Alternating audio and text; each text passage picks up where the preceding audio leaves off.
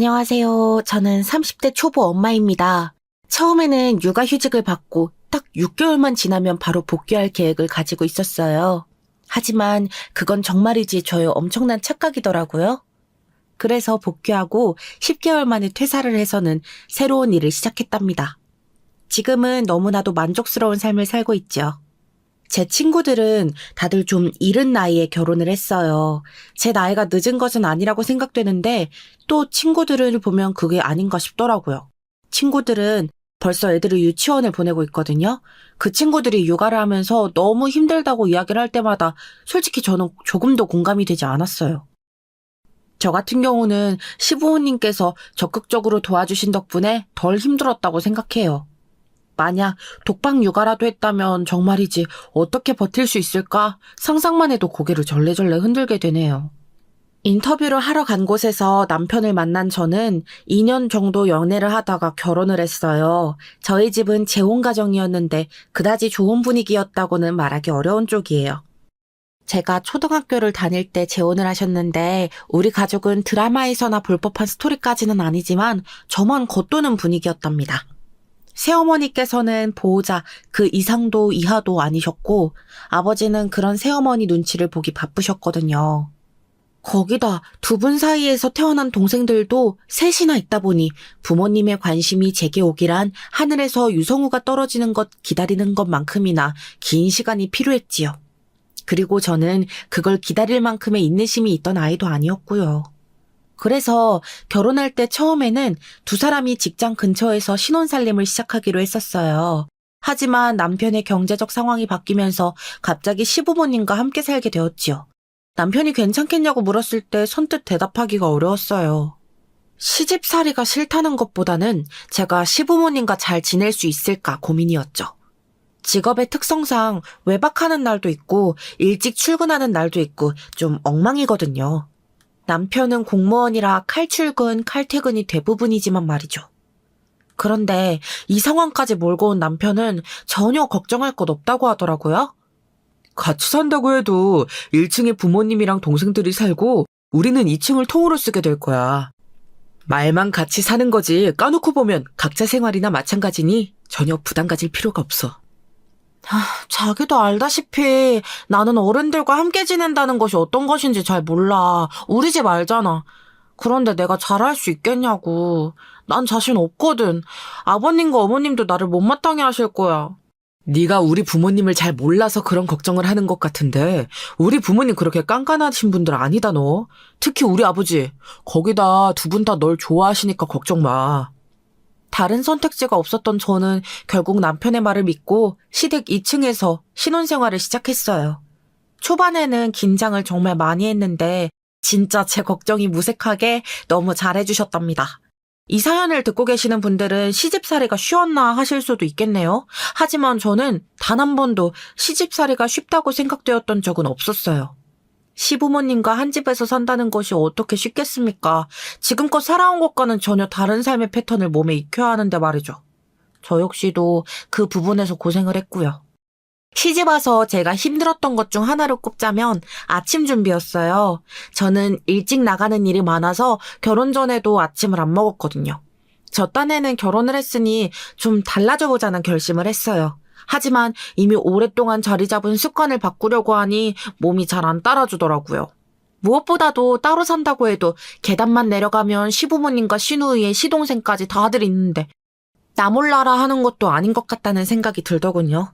저는 출근 전에 아침 준비를 하러 가야 하나 아니면 출근 준비해서 그냥 인사만 드리고 나가도 되나 하고 엄청 고민을 하다가 그래도 며느리인데 뭐라도 하자 싶어서 새벽같이 일어나서 내려갔지요. 그런데 시어머니께서 놀란 눈으로 왜 내려오느냐고 하시더군요. 아니, 출근하기도 바쁘면서 뭐하러 내려와? 오늘은 일찍 안 가도 되는 거야? 아니요, 아침에 긴급회의가 있어요. 그래서 아침 식사 준비만 도와드리고 나가려고요. 아니, 그럼 10분이라도 더 자지 뭐하러? 아가, 여기는 내가 알아서 할 테니 너는 부담 가질 필요 없어. 일하는 것도 힘든데 아침마다 무슨 수로 일찍 일어나. 아직 나 멀쩡하다. 그리고 너희 시아버지 보시면 또 난리 난다. 네? 아버님이요? 아버님께서 왜요, 어머님? 시어머니께서는 일하는 사람 배려 못하고 시집살이 시키느냐고 도끼 눈을 뜰 것이라고 말씀하시면서 웃으시더라고요. 그래도 제가 미안하다고 하자 시어머니께서는 영 마음이 불편하면 아침에 주스랑 신문만 좀 챙겨서 준비해놓고 나가라고 하셨어요. 그날 이후부터 일찍 일어나서 신문이랑 야채 주스를 챙겨서 시부모님께 인사드리는 것이 하나의 루틴이 되었답니다. 시부모님께서는 일찍 결혼을 하셔서 그런지 저희 부모님보다도 한참 젊으셨어요. 두 분 다 퇴직을 하시고는 인생의 2막을 시작하시고 계시는데요. 학교에서 국어를 가르치시던 시어머니께서는 절에서 일을 하시고 시아버지께서는 다니던 회사를 퇴직 이후 고문역을 하시면서 봉사활동을 하고 계시지요. 두 분 다 가만히 있는 것을 싫어하시는 쪽이라 집에 계시는 시간보다 밖에 있는 시간이 많으셨어요. 특히 시아버지께서는 공부할 여건이 안 되는 아이들을 복지관에서 가르치고 있으신데요. 이야기를 들어보면 아이들에게 엄청 호랑이 선생님이신 것 같더라고요. 복지관에 공부하러 오는 아이들이 버릇없이 굴면 가차없이 꾸짖고 무엇이 잘못되었는지 꼭 스스로 생각해보게 만든다고 하셨죠. 처음 그 이야기를 들었을 때는 조금 조마조마했어요. 요즘 분위기가 그렇잖아요. 자기 아이들이 밖에 나가서 혼나고 들어온다는 것이 용납이 안 되는 분들도 많고요. 나도 아까워서 혼을 못 내는데 왜 다른 사람이 혼을 내느냐고 따지기도 하고요. 설마 잘못을 했는데 그런 말 하는 사람이 어디 있겠냐고 생각하실 수도 있는데요. 요즘은 꽤 많은 엄마들이 그렇게 생각한답니다. 그래서 한 번은 조심스럽게 그런 어머님들은 없느냐고 물었는데 시아버지께서 정색을 하고 말씀하시더라고요. 사람으로서 지켜야 할 선이 있다는 것을 어릴 때부터 가르쳐야지. 뭐가 잘못이고 뭐가 잘한 것인지 아직 다 알지도 못하는 아이들을 바르게 가르칠 책임이 있는 것이 어른이야. 그래도 아버님, 요즘 엄마들이 그렇게 생각을 해도 막상 자기 아이가 한 소리 들었다 그러면 엄청 싫어하거든요. 저도 인터뷰 몇 번 해봤는데 그걸로 스트레스 받는 학교 선생님이나 보육교사, 학원 강사들까지 엄청 많단 말이죠. 그 때문에 못 본 척 눈 감는 경우들이 꽤 많답니다. 아버님은 괜찮으세요? 와서 따지는 부모님은 없으세요? 시아버지께서는 아직은 그런 부모님들을 만난 적이 없다고 하시면서 무료로 아이들에게 공부를 가르쳐주고 있지만 진정 자신이 알려주고 싶은 것은 사람으로서 지켜야 할 도리라고 하셨죠. 워낙 단호하게 말씀하시다 보니 그렇게 하지 마시라는 이야기가 쉽게 나오질 않았어요. 남편의 말에 의하면 시아버지께서는 예전부터 그런 분이셨다고 하더군요. 그 때문에 시어머니와 가족들이 마음 졸인 적이 한두 번이 아니라고 하면서요. 이렇게 들으면 어느 정도인가 싶으시겠지만 무엇을 생각하시든 그 이상이랍니다. 한 번은 가족끼리 외식을 하고 고깃집을 나서는데 길에서 교복을 입은 학생들이 비틀거리면서 걷고 있더라고요. 딱 봐도 술에 떡이 되었구나 싶었지요. 얼마나 많이 마셨는지 학생들은 몸도 가누지 못하고 걷다가 갑자기 전봇대를 붙들고 속에 있는 것을 개워내고는 그대로 바닥에 주저앉더라고요. 무슨 이런 일이 다 있나 싶어서 저절로 시선이 갔죠. 그런데 학생들은 다른 사람들과 눈만 마주쳐도 욕을 하며 소리를 지르더라고요. 그 모습에 다들 눈을 피하며 지나가기 바빴죠. 학생들에게 뭐라고 하는 사람들이 단 한 명도 없었답니다. 그런데 갑자기 시아버지께서 학생들에게 다가가셔서는 아이들에게 말을 거시더라고요. 그 모습을 보고 얼마나 심장이 벌렁거렸는지요. 아니나 다를까 아이들은 시아버지께 영감탱이가 미쳤냐며 소리를 질렀어요. 하지만 시아버지께서는 전혀 물러서는 것도 없이 미성년자가 어디서 술이 생겨 이렇게 마신 것이냐며 꾸짖으셨죠. 자기 몸을 주체하지도 못할 정도로 마실 술은 어디서 난 거냐. 이래가지고 집에는 어떻게 들어가려고. 여기서 잠들면 큰일 난다. 정신 차리고 일어나봐. 집은 어디인지 알겠어? 아버지, 지금 뭐 하세요? 거기서 그냥 가요. 아니, 애들이 여기다가 잘못되면 어쩌려고 그냥 간단 말이야. 나쁜 사람들한테 큰 봉변이라도 당하면 어쩌려고. 아버지, 그건 저 애들이 알아서 할 문제예요. 남편의 말에도 시아버지께서는 아이들에게 생수를 건네주시며 정신 차리고 집에 가야 한다고 하셨어요. 보다 못한 저는 경찰에 신고를 했고 곧 순경들이 다가와서 아이들을 데려갔죠. 시아버지께서는 아이들이 걱정이 되셨는지 경찰서까지 따라가신다고 하셨지만 남편과 제가 뜯어말려서 겨우 집으로 돌아왔답니다. 이런 일은 그나마 다행이었어요. 더 심한 일도 있었는데요. 하루는 시부모님께서 외출을 나갔다가 들어오셨는데 시어머니께서 아주 사색이 되셨더라고요. 그리고는 방금 엄청난 일을 겪었다고 하시면서 말씀해 주셨는데 듣고 있는 제가 다 놀라서 기절할 것 같았답니다. 두 분이 영화를 보고 오시는 길에 학생을 만났는데 애들이 시아버지께 다가와서는 돈을 줄 테니 담배를 좀 사달라고 했다는 거예요. 그 이야기를 듣는데 어떻게 그 애들은 사람을 골라도 시아버지를 골라서 부탁을 한 건지 어처구니가 없더군요. 당연히 시아버지께서는 거절하셨고 오히려 아이들에게 담배를 왜 피우느냐고 한 소리 하셨다고 하더라고요. 요즘 애들 진짜 무섭더라. 너희 시아버지가 딱 한 소리 하니까 바로 네가 무슨 상관이냐고 멱살부터 잡는데 어우 진짜 손이 아직도 떨리는구나. 아 그래서요 어머니? 혹시 어디 다치신 것은 아니시죠? 넘어지시거나 맞았다거나 아버님은요? 일 없다. 그래봤자 애들인데. 아버님, 그렇게 보실 일이 아니에요. 예전 같지 않다니까요. 그래서 어떻게 되셨어요? 그 애들이 순순히 보내주진 않았을 텐데. 시어머니께서는 그 상황에서도 시아버지께서 상대방에게 자기 기분 상한다고 손부터 올리는 것이 얼마나 나쁜지에 대해서 잔소리하시는데 정말 머리가 지끈거렸다고 하셨지요. 저도 한숨이 나오더군요. 아이들도 나이 많은 어른이 전혀 기죽는 것 없이 이야기를 하자 당황한 모양인지 자기들끼리 미친 것 같다고 궁시렁거렸다고 하더라고요. 그리고 때마침 영화관에서 나오던 커플이 경찰을 부른다는 소리 덕분에 그냥 넘어갈 수 있었다고 하셨죠. 요즘 애들 무섭다는데 왜 자꾸 그러세요? 차라리 그냥 사주고 마세요. 괜히 좀 나서지 마시고요. 아니 어떻게 모르는 척을 하란 말이야. 어린애들이 담배를 대신 사달라는데. 가족을 생각하셔서라도 성격 좀 죽이시라고요. 만약에 애들한테 맡기라도 하셨으면 어쩔 뻔했어요. 크게 다치셨을 수도 있잖아요. 남편은 시아버지께 버럭 소리를 높이며 지켜보는 가족들 마음 좀 생각해달라고 했죠. 늘 가족들을 생각하라고 하시면서 본인은 지키지 않느냐고 따지는데 시아버지께서는 처음으로 가만히 계시더라고요. 그리고는 짤막하게 알겠다고 하셨어요. 늘 자기 신념에 대해서 말씀하셨던 것과는 다른 모습이었죠. 사실 신혼 초에 시아버지께 호되게 혼났던 기억이 있었는데 그때 시아버지께서 그러셨거든요. 가족이 생겼으면 가족을 우선으로 생각하라고 말이죠. 당시 저와 남편이 크게 싸워서 문제가 된 적이 있었어요. 남편은 사람이 참 좋다 못해서 호구 같은 짓을 하는 경우가 꽤 있었는데요. 진짜 옆에서 말리면 알겠다고 대답은 하면서 그놈의 호구짓을 멈추질 못하더라고요. 그날도 남편의 호구짓이 시작점이 되었지요. 친한 친구가 보증을 좀 서달라고 했다고 그걸 고민하고 앉아있는 거예요. 아니 보증이라니요? 가족도 함부로 안 서는 게 보증 아니겠습니까? 그 사람 뭘 믿고 보증을 선다는 것인지 이해가 되지 않았지요. 나랑 10년지기 친구야. 어떤 사람인지 내가 잘 알지 믿어도 된다니까? 10년 친구가 문제가 아니라 당신 이런 일이 한두 번이야? 친구 돈 빌려줬다가 못 받아서 우리 결혼도 아슬아슬했는데 아직도 정신 못 차렸어? 그런 사람 아니라니까. 그리고 투자해도 손해볼 건 없을 정도 가치가 있는 사업이야. 남편은 친구가 추진할 사업에 대해서 이야기를 하는데 저는 아무리 들어도 사기 같았어요. 무슨 비전이 있는지 모르겠더라고요.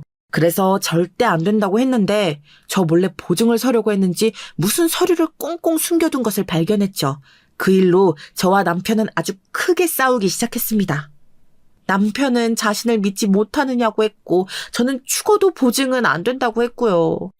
결국 저희의 큰 싸움에 시부모님께서 2층으로 올라오셨지요. 남편과 저는 서로 언성을 높여가면서 말싸움을 하고 있었는데 시부모님이 올라오셨던 그 순간에 하필이면 저와 남편이 과하게 흥분한 나머지 해서는 안 될 짓을 하고 있었답니다. 남편은 거실 탁자 위에 있던 책을 제가 있는 방향으로 던졌고 그에 화가 난 저도 식탁 위에 있던 남편의 가방을 던져버렸죠. 그 모습에 시아버지는 호랑이가 포효를 하듯이 엄청 큰 소리로 남편과 저의 이름을 부르시더군요.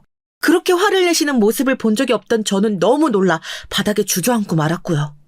남편 역시 사색이 된 얼굴로 더듬거리며 시아버지를 불렀죠. 시아버지께서는 굳은 얼굴로 지금 뭐 하는 짓이냐고 하시더니 둘 다 1층으로 내려오라고 하셨어요.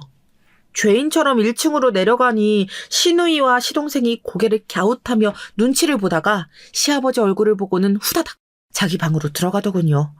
그 모습에서 뭔가 잘못되었구나 싶은 생각이 들었지만 찍소리도 못하고 시부모님을 따라 방으로 들어갔죠. 시아버지는 저희가 들어오자마자 무릎 꿇고 똑바로 앉으라고 하셨어요. 방 안에는 정말 고요한 침묵만 흘렀죠. 침을 삼키는 소리마저 들릴 정도였어요. 우리가 따로 산다고는 해도 아래층에 어른들이 계신데 그렇게 큰 소리를 내면서 싸우면 되겠어? 무슨 일이길래 그렇게 소리를 지르고 싸웠던 거야? 이유 좀 알아보자. 그이가 저 몰래 친구 보증을 선다고 해서요. 분명히 안 된다고 하지 말라고 했는데 알겠다고 했으면서 뒤로는 서류까지 만들어가며 도와주려고 했더라고요. 뭐? 보증? 이 녀석이 아직도 정신 못 차리고 지금 뭐 하는 거야? 제 말에 시어머니께서는 기함을 토하시며 남편을 무섭게 몰아붙이셨죠. 저는 제 편에서 남편을 혼내시는 시어머니 모습에 괜히 울컥해서는 결혼 준비할 때도 친구에게 돈을 덜컥 빌려줘서 자금 부족으로 신혼집 구하기로 했던 것을 포기해야 했었다고까지 말씀드렸답니다. 시어머니께서는 그런 일이 있었느냐고 하시면서 남편의 등짝을 강하게 내리치셨어요. 언제까지 사람 좋은 척할 것이냐며 화를 내셨죠. 그때까지도 시아버지께서는 한마디도 하지 않으셨어요.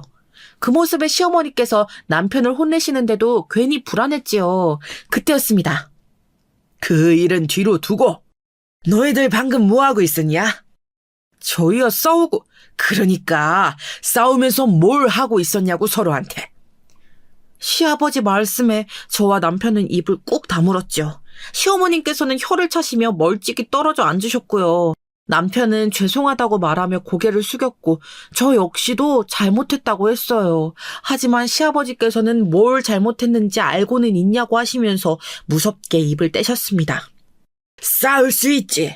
너희 어머니는 어른들 계시는데 큰 소리 내면서 싸우느냐고 하지만 나는 서로 할 말 참아가면서 입을 꾹 다물고 있는 것보다 불만 서로 이야기하면서 그때마다 서로 털어내는 것이 좋다고 생각한다. 큰 소리 낸 것을 잘했다고 할 수는 없지만 그럴 수는 있지. 그런데 너희들 마지막에 그게 뭐 하는 짓이야? 뭘 던지고 있어? 서로 맞았다가 다치기라도 하면 어쩌려고 그 짓이야? 나이가 몇인데 그런 기본적인 상식도 없어? 차분하게 시작하셨던 시아버지께서는 마지막에 언성을 높이시더니 사람 간의 예의를 말씀하시며 호되게 혼을 내셨지요. 다리가 저려오는데도 저는 그 말씀이 참 좋더라고요. 인간이라면 꼭 지켰어야 하는 부분이잖아요. 그걸 화가 난다는 이유만으로 자기 분을 풀기 위해 물건을 던졌으니 혼이 나도 쌌죠.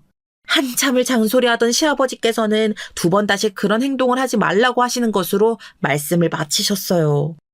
그런데 너무 의외의 행동을 하시더라고요. 저더러는 바로 앉으라고 하시더니 남편에게는 2차전을 시작하셨죠. 새로운 가정을 꾸렸으면 사소한 것 하나도 서로 의논하고 정해야지. 그리고 그렇게 정했으면 지켜야지. 어디서 너 맘대로 혼자서 일을 저질러. 그것도 돈 문제를. 너 혼자면 네가 빚을 지든 사고를 치든 상관없어. 너만의 인생인데 누가 뭐라 그래. 그런데 결혼했으면 네 가족을 생각해야지. 충분히 설명했고 이해를 해달라고 했는데도 무조건 안 된다고만 하니까요, 아버지. 뭐가 충분하단 소리야. 네 말이 타당했으면 새아가가 공감을 했겠지. 남편의 하소연에도 시아버지께서는 단호하게 자르며 제 편을 들어주셨죠. 남편은 억울한 듯이 제게 했던 이야기를 그대로 시부모님께 하더군요. 그리고는 자기 편을 들어달라는 듯이 말했지만 소용이 없었어요. 시부모님도 고개를 절레 흔드시며 정신 차리라고 하셨거든요. 덕분에 보증 사건은 없던 일로 되었답니다. 나중에 알아보니 그 친구라는 사람 온 동네에 돈을 빌려서는 잠수를 탔더라고요. 이렇게 가족에 대해 강조하셨던 분이 시어머니를 비롯해 식구들 걱정시키는 일을 신념이라고 말씀하시면서 고집을 부리시는 것이 이해가 되질 않았어요. 하지만 그 담배 사건 이후로 시아버지께서도 조금은 달라지시는 듯 했지요. 그러던 어느 날 저희는 충격적인 소식을 들었어요. 시아버지께서 갑자기 경비 일을 하게 되었다고 폭탄 선언을 하셨기 때문이죠. 정말이지 너무 놀라서 숨이 턱하고 막힐 정도였답니다. 과연 아버님께서 하실 수 있으실까 의문이 들었어요. 분명 별의별 사람들을 만나실 텐데 아버님 성격에 못 본 척하고 지나가실 수 있을까 싶었죠. 저는 갑자기 왜 경비 일을 하시느냐고 물었어요. 당시 경비를 얕잡아보고 함부로 하는 사람들에 대한 뉴스도 심심치 않게 나오고 있었거든요. 실제로 저도 인터뷰를 많이 하고 다녔기 때문에 세상에 얼마나 이상한 사람들이 많은지 잘 알고 있었고요. 그래서 무조건 말려야겠다는 생각뿐이었어요. 제가 아는 시아버지라면 그런 사람들과 분명 마찰을 일으킬 것 같았기 때문이었죠. 그런데 시아버지께서 하시는 말씀이 참 너무도 당황스러워서 그냥 입이 떡 하고 벌어지더라고요. 시아버지께서는 회사 동료가 경비회사를 시작하셨는데 자기더러 와달라고 해서 말단 직원으로 가겠다고 하셨다는 거예요. 아니 간부로 와달라는데 왜 말단 직원이냐고 했더니 자신은 그 일에 대해 아는 것이 없으니 경비회사에서 하는 일부터 해봐야 하지 않겠냐고 하시더군요. 듣고 계시는 분들도 굳이 왜? 라는 생각을 하셨을 것 같아요. 시누이가 바로 그 자리에서 그 말을 직접 하기도 했고요. 하지만 시아버지의 의사는 분명하셨답니다. 남편은 왜 이렇게 이상한 부분에서 고집을 부리시느냐고 했지만 그 누구도 말리지를 못했죠. 저 역시도 시아버지의 말씀이 머리로는 조금이나마 이해를 하겠는데 그냥 네 알겠습니다 하는 소리는 나오질 않았습니다. 아버지, 마음은 알겠는데요. 그래도 이게 그게 아니에요. 요즘 경비한테 험하게 구는 사람들이 얼마나 많은데 그 일을 한다고 하세요. 그러니까요, 아버님. 경비일한다고 무시하는 인간들도 많고요. 괜히 투집 잡는 사람들도 많아요. 별거 아닌 걸로 잘라버릴 거라고 협박하기도 하고요. 나도 다 들었단다. 그런 사람들도 있겠지만 아닌 사람들도 있겠지. 그리고 길게 하겠다는 것도 아니야. 그저 몇 달만 해보기로 했으니 너무 걱정들 하지 마라. 시아버지께서는 결국 저희의 만류에도 불구하고 경비 일을 시작하셨어요. 저희는 정말 딱 3개월만 해보시고 그만두셔야 한다고 신신당부를 했답니다. 하지만 그 짧은 3개월 안에 일이 터질 것이라고는 그 누구도 생각하지 못했어요. 처음에는 일이 재미있다고 하셨어요. 경비가 할 일이 참 많더라고 하시면서 즐거운 모습을 하고 다니셨죠. 저희가 걱정했던 것이 허무할 정도로 말이죠. 하지만 결국 일은 터지고 말았어요. 하루는 퇴근해서 들어오시는 시아버지 안색이 너무 나쁘시더라고요. 무슨 일이라도 있었냐고 물었더니 시아버지께서 긴 한숨을 내쉬면서 오늘 단지 내에서 있었던 일에 대해서 이야기를 하셨습니다. 시아버지께서 근무하시는 곳 바로 앞에 놀이터가 있는데 초등학생으로 보이는 아이들이 몰려오기에 자기들끼리 놀려고 그러는가 보다 하고 처음엔 그냥 넘기셨다고 해요. 그런데 뭔가 이상한 기분이 들어서 아이들이 뭘 하고 있는지 유심하게 보셨다가 깜짝 놀랐다고 하시더라고요. 여럿이서 동그랗게 아이 하나를 감싸고 서서는 발로 툭툭 차는 것은 물론 가방을 쥐고 이리저리 흔들기 시작하더라는 거예요. 너무 놀란 시아버지께서는 처음에 자신이 잘못 봤다고 생각하셨대요. 어린애들이 몰려다니며 하나이를 괴롭힐 것이라고는 상상도 못하셨기 때문이라고 하시면서 그냥 봐도 초등 저학년으로 보였다고 하셨죠. 듣는 저도 어이가 없었는데 직접 보신 시아버지께서는 오죽하셨을까요? 시아버지께서는 아이가 외치는 소리에 정신을 번쩍 차리고 자리를 박차고 일어나셨어요. 맡고 있던 아이가 울먹이며 소리를 지른 것이죠. 더 무서운 것은 우는 아이의 입을 다른 아이들이 억지로 막으려고 했다는 거예요. 진짜 충격이었죠. 시아버지께서 큰 소리로 뭐 하고 있느냐고 했더니 아이들이 놀라서 돌아보는데 아이들 반응이 이상했다고 하시더군요. 저는 아이들이 시아버지를 발견하고 도망이라도 칠 줄 알았는데 오히려 웃었다고 했어요. 시아버지께서 아파트 경비라는 것을 알고는 코웃음을 치며 무슨 상관이냐고 했다더군요. 시아버지께서는 어처구니 없는 아이들에게 딱딱한 목소리로 엄하게 말씀하셨죠. 왜 여럿이서 친구를 괴롭히고 있어? 학교에서 그런 일을 해서는 안 된다는 것을 배우지도 못했어? 그리고 친구 입은 왜 막고 있는 거냐? 당장 그 손 치우지 못해? 남이 뭐라든 무슨 상관인데요? 경비 주제? 맞아. 경비는 실패자들이나 하는 거랬어. 아이들의 대답에 도대체 집에서 부모들이 아이들을 어떻게 가르치기에 저런 생각을 하는 것인가 싶었던 시아버지께서는 학교가 어디냐고 물어보시고는 당장 경찰서에 신고를 하겠다고 엄포를 놓으셨다고 해요. 그제야 아이들이 겁을 먹었는지 뿔뿔이 흩어져서 도망을 쳤다고 하더군요. 그 모습에 어이가 없으셨던 시아버지께서는 울고 있는 아이를 잘 달래서 집으로 보냈다고 하셨죠. 그리고 앞으로 이런 일이 또 있다면 꼭 어른에게 도움을 요청하라는 말도 덧붙이셨고요. 이야기를 들으신 시어머니께서는 학교에서도 그런 일이 있었을 것이라고 하시면서 조속히 어른들이 나서서 해결해야 한다고 걱정하셨답니다. 그때까지만 하더라도 저희 가족은 이 일이 시아버지께 문제가 될 것이라고는 조금도 생각하지 못했어요. 누가 상상이라도 했겠습니까? 이 일이 눈덩이처럼 커져서 시아버지께로 돌아올 것이라고 말이죠. 그 뒤로 일주일 정도 지났을까요? 저는 시아버지의 표정이 예사롭지 않다는 생각이 들었습니다. 초반에 밝아 보이셨던 얼굴은 어디로 가고 없고 근심이 가득한 얼굴을 하고 계셨지요. 저희가 무슨 일이라도 있으셨냐고 물었지만 시아버지께서는 대답을 피하시기만 하셨어요. 시어머니께서는 아무래도 그 초등학생 일이 마음에 걸리셔서 그런 것 같다고 하셨고 남편을 포함한 다른 가족들 생각도 비슷했고요. 하지만 저는 그 일과는 별개의 다른 문제가 있는 것 같았어요. 하지만 좀처럼 이야기하기를 꺼려하시는 통에 무슨 일인지 알아낼 방법이 없더군요. 그러던 어느 날이었어요. 요리에 재능도 감각도 없는 저는 가족들 빨래만큼은 꼼꼼하게 챙겨서 했었는데요. 그날따라 시아버지의 경비복이 땀으로 흠뻑 젖어 있더라고요. 먼지도 많고요. 무슨 험한 일을 한 사람처럼 말이지요. 평소에도 그랬다면 그냥 넘어갔겠지만 한 번도 그런 일이 없었단 말이죠. 그래서 저는 시아버지께서 봉사활동을 마치는 시간에 맞춰서 모시러 나갔어요. 살짝 이유를 좀 여쭤볼 요량이었지요. 제가 마중 나왔다는 사실에 놀라신 시아버지께서는 제가 팔짱까지 끼며 데이트하러 가자고 했더니 그런 말도 할 줄 알았느냐고 하시며 기분 좋은 웃음을 터뜨리셨어요. 그렇게 두런두런 이야기를 하다가 저는 조심스럽게 말을 꺼냈지요. 아버님, 요즘 단지에서 무슨 일 있으세요? 얼굴도 많이 어두워 보이시고 오늘은 옷도 엉망이시던데. 일은 무슨 경비 일이 다 그렇지. 다 그렇다고 말씀하시고 넘기기엔 한 번도 이러셨던 적이 없으셔서요. 처음에 약속하셨던 대로 3개월이 곧 끝나간다고 하시지만 아버님 표정을 보고 있으면 당장이라도 그만두셔야 하는 것이 아닌가 싶거든요. 저의 걱정스러운 말투에 시아버지께서는 제 손등을 한동안 토닥이시더니 어렵게 이야기를 꺼내셨어요. 사실 초등학생 때 사건이 일어난 며칠 뒤 괴롭히던 무리 중에 아이 하나가 자신의 엄마를 데려와서는 시아버지께서 자기들에게 소리를 지르고 화를 냈다고 하더라는 거예요.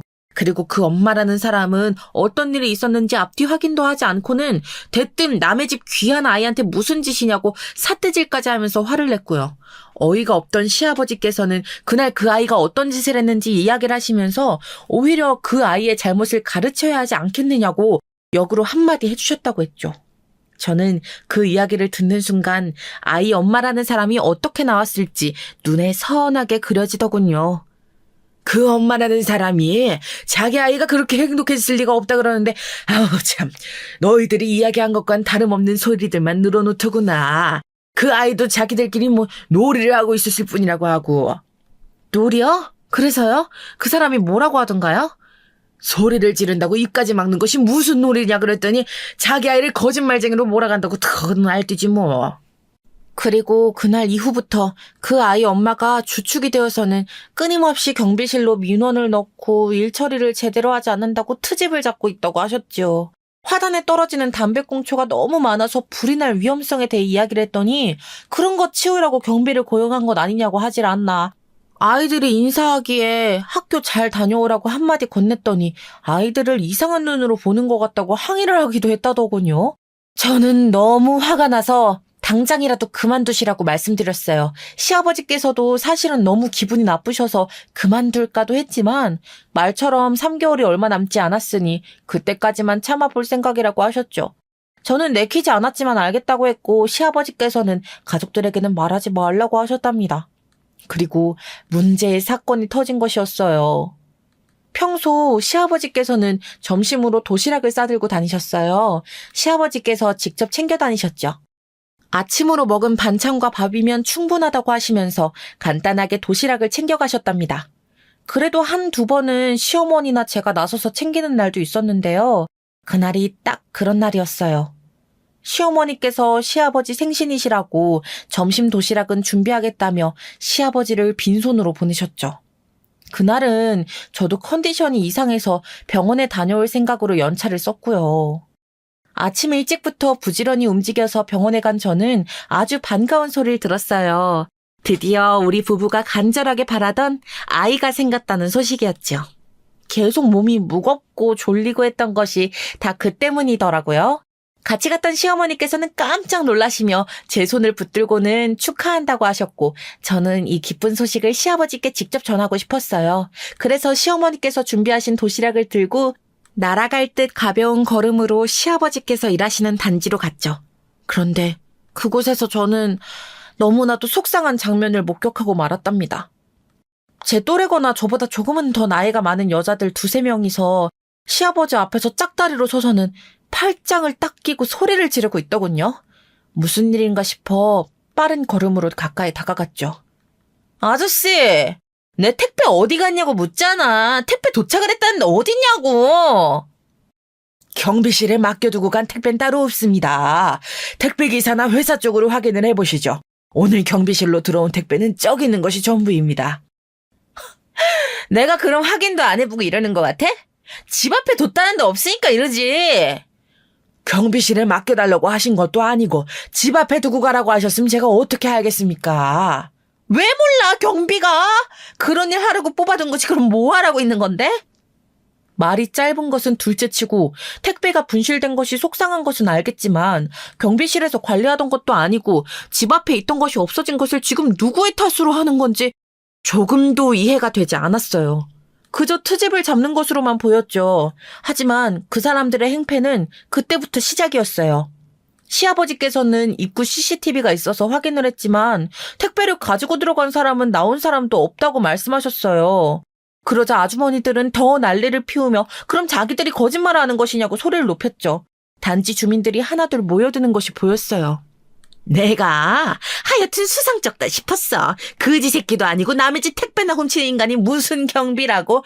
내가 당장 전화해서 잘라버리라 그럴 거야. 그리고 싹 다 손해배상 받아낼 테니 각오하라고. 있지도 않은 택배를 제가 어떻게 한다고 이렇게 억지십니까?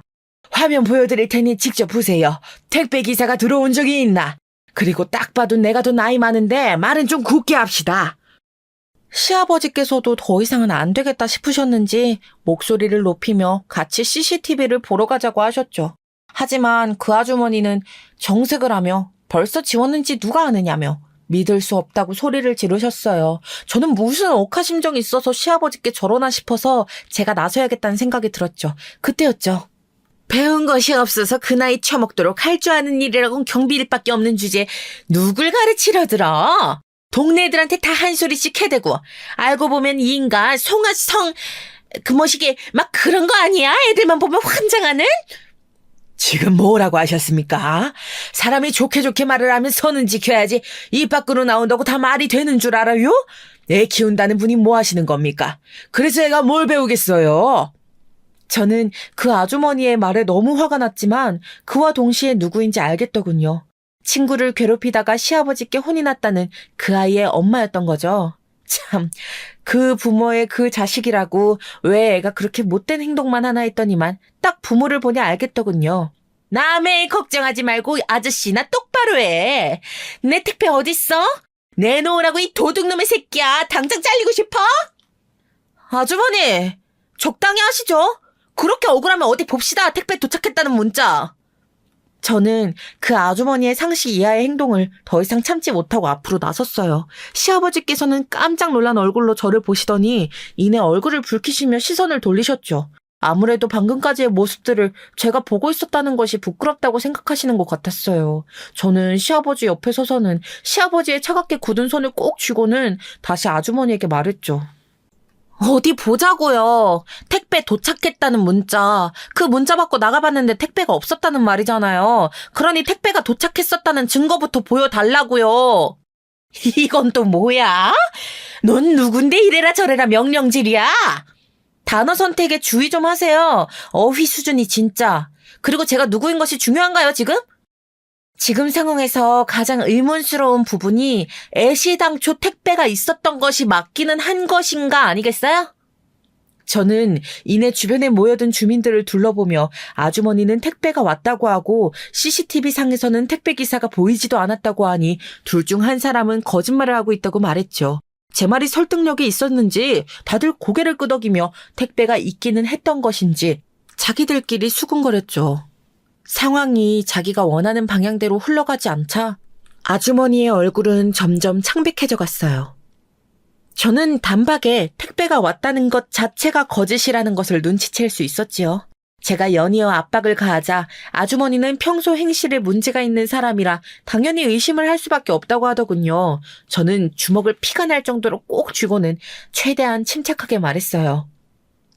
어떤 행실 말입니까? 평소에 경비 일을 하시면서 무슨 문제가 있어서 무턱대고 소리만 지르셨는데요? 온 동네 꼬마애들 다 찝쩍거리고 어떻게든 말 한마디 붙여보려고 그러고 다 늙은 영감탱이가 애들한테 상상만 해도 소름 돋아. 확실한 증거가 있어서 하시는 말씀인가요? 우리 애가 증인이죠. 저 인간만 보면 우리 애가 얼마나 놀랐는지, 어우. 저는 이를 악물고는 품에서 명함 한 장을 꺼내어 아주머니에게 건넸습니다. 그리고는 감정을 싣지 않으려고 최대로 노력하는 목소리로 말했죠. 방금 하셨던 말씀, 제가 정식으로 조사해서 기사화해도 되겠습니까? 아주머니 말씀대로라면 이대로 두고 볼 수는 없는 것 아니겠어요? 아주머니는 제가 건넨 명함과 저를 번갈아 바라보더니 얼굴이 붉어지다 못해 터져나가려고 하더군요. 앞에서 이미 눈치를 채신 분이 계실지도 모르겠지만 저는 기자였습니다. 지금이야 출판사에서 편집자로 일하고 있지만 한때는 저도 밤을 새워가며 사건을 쫓는 그런 취재기자였지요. 그것도 메이저 방송국의 기자 말이죠. 제가 주로 다루던 것이 사회적 이슈가 되는 일들이라 학교폭력뿐만 아니라 단지 내 갑질 사건들도 꽤나 있었답니다. 그래서 저런 아주머니들에 대해서는 알 만큼 안다고 자부할 정도는 되었죠. 기자? 기자라고? 네, 그러니까 아주머니가 말씀하신 일에 대해 제가 조사해서 공론화 해드릴게요. 어떠세요? 이렇게 입 아프게 싸우지 마시고 그렇게 되면 앞으로 이분 고개도 못 들고 다닐 텐데 더 간단하지 않겠어요? 나는 그런 것까지 바라는 것은 아니고. 그러면요? 저희 아버님이 잘못한 것도 없는데 이렇게 몰아가셨단 말씀이세요? 아주머니는 제가 몰아붙이기 시작하자 횡설수설하기 시작하셨어요.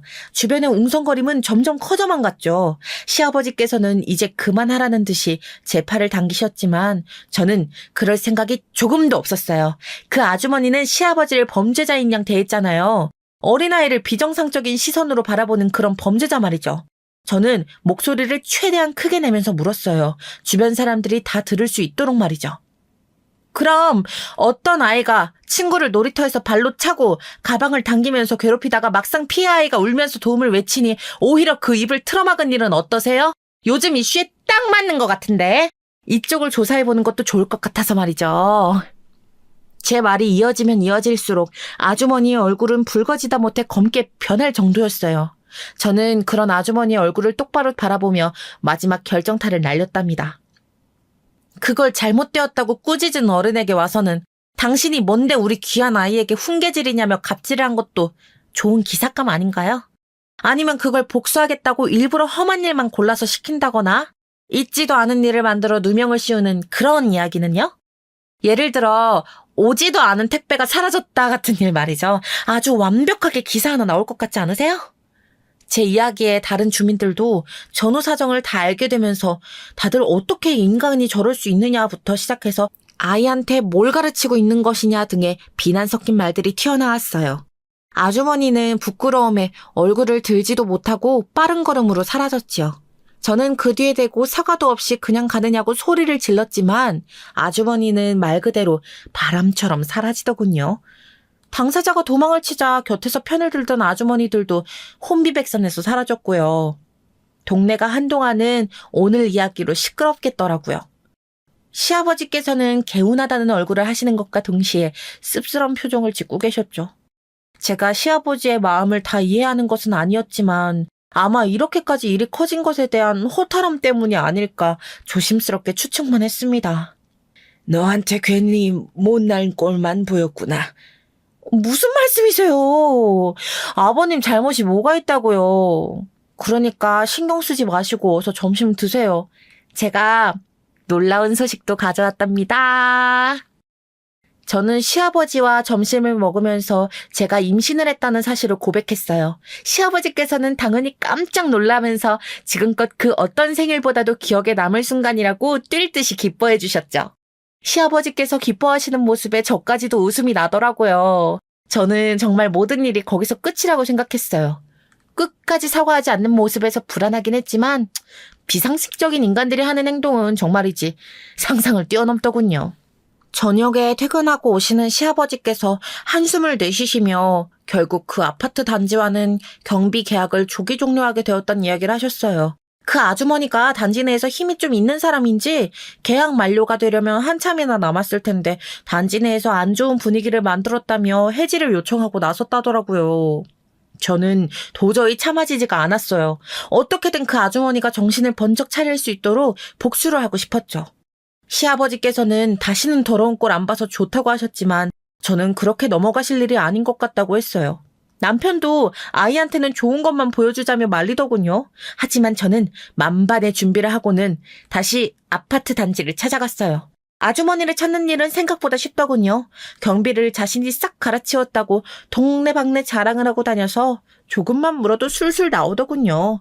그래서 저녁 시간에 맞춰 당당히 그 집을 찾아갔죠. 저를 본 아주머니 얼굴은 무슨 염라대왕이라도 본 것처럼 깜짝 놀라더라고요. 저는 할 말이 있다고 하면서 밀고 들어갔죠. 아주머니는 그런 저를 붙들고는 제발 자기랑 이야기하자면서 나가자 그랬죠. 당연히 저는 그럴 생각이 1도 없었고요. 나랑 이야기해요, 제발. 내가 다 잘못했으니까 여기서 이러지 말고 내가 이렇게 빌게요. 사과를 할 대상이 잘못되셨죠.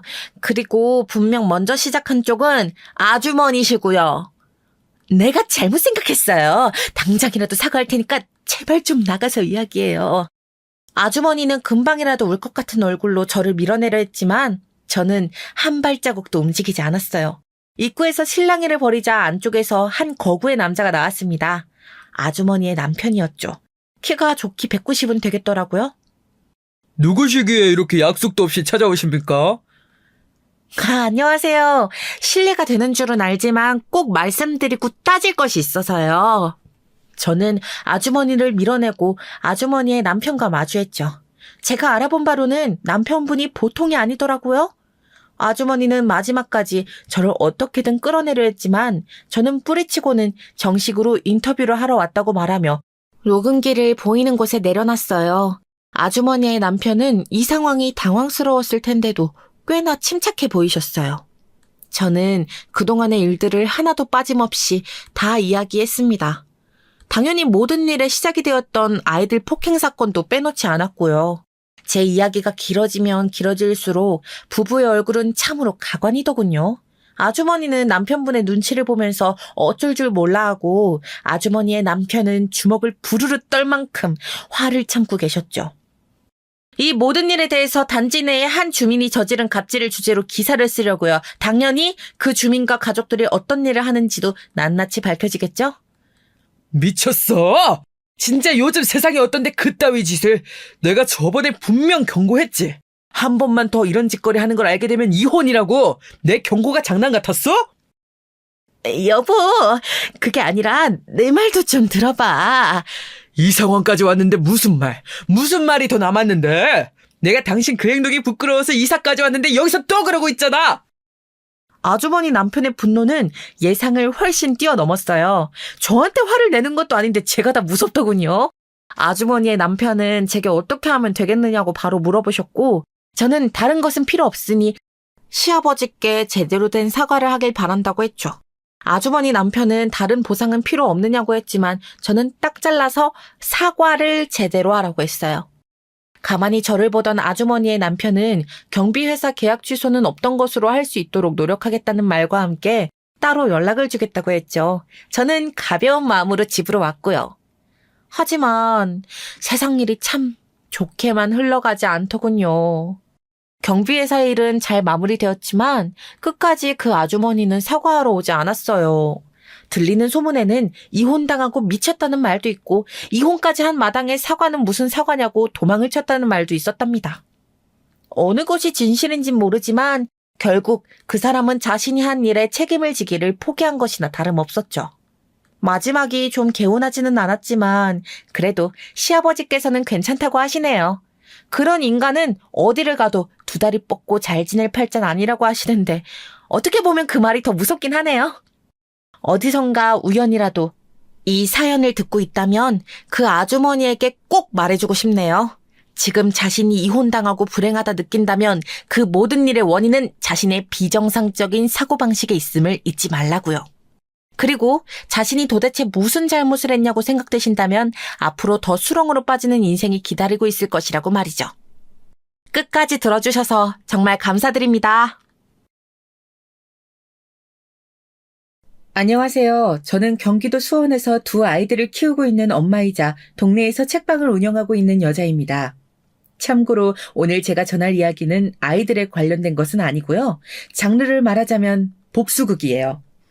저는 오랫동안 몇 사람에게 괴롭힘을 당했고 최근 그들에게 복수할 기회가 있어 시원하게 한 방 먹이니 100년 묵은 체증이 내려가는 기분이 들었어요.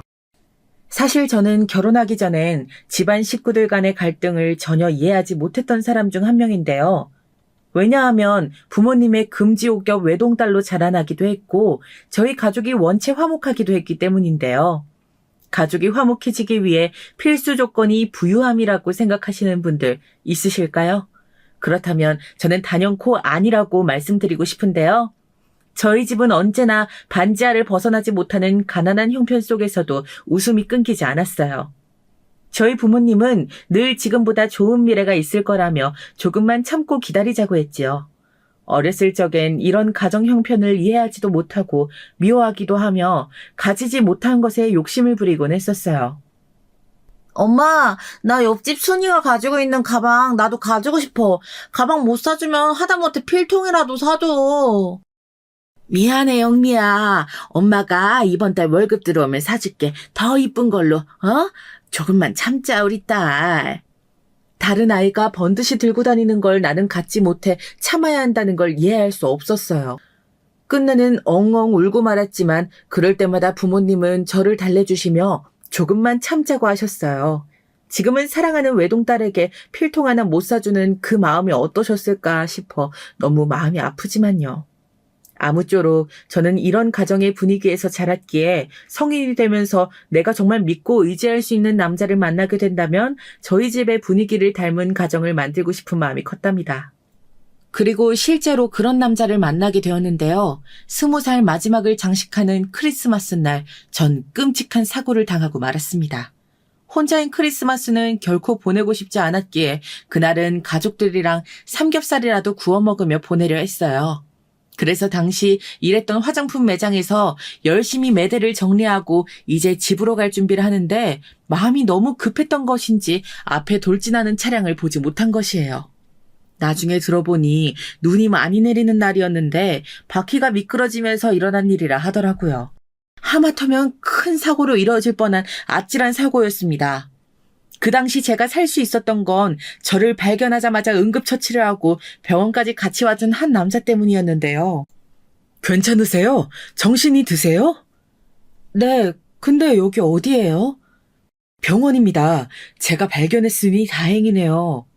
하얀 의사 가운을 입고 멋들어지게 말했던 그 남자는 의사였어요. 그 의사 선생님 덕분에 생명을 구할 수 있게 된 저와 저희 부모님은 꼭 답례를 하고 싶어 했지만 선생님은 당연한 일을 한 것뿐이라며 사양을 했어요. 하지만 사랑이 괜히 사랑인가요? 재채기와 사랑은 참을 수 없는 것이라고 하잖아요. 이미 저를 진료해 주시며 몇 번 마주치다 그 의사 선생님에게 빠져버린 저는 정식으로 구애를 하게 되고 한 번만 만나달라라는 다소 구질한 멘트까지 날렸어요. 남편은 그때를 생각하면 제가 참 귀여웠다고 하지만 저는 큰 용기를 낸 것이었답니다. 그렇게 이어진 인연은 결국 결혼까지 다다르게 되었고 사귀고 나면서도 남편이 좋은 사람이라는 데는 더더욱 확신을 갖게 되었어요.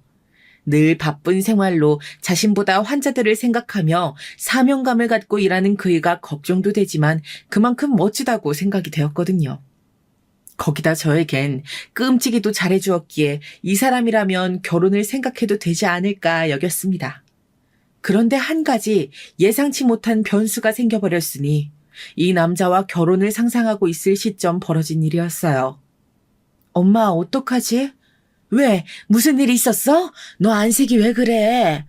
엄마, 나 어떡하면 좋아? 나 큰 사고 쳤어.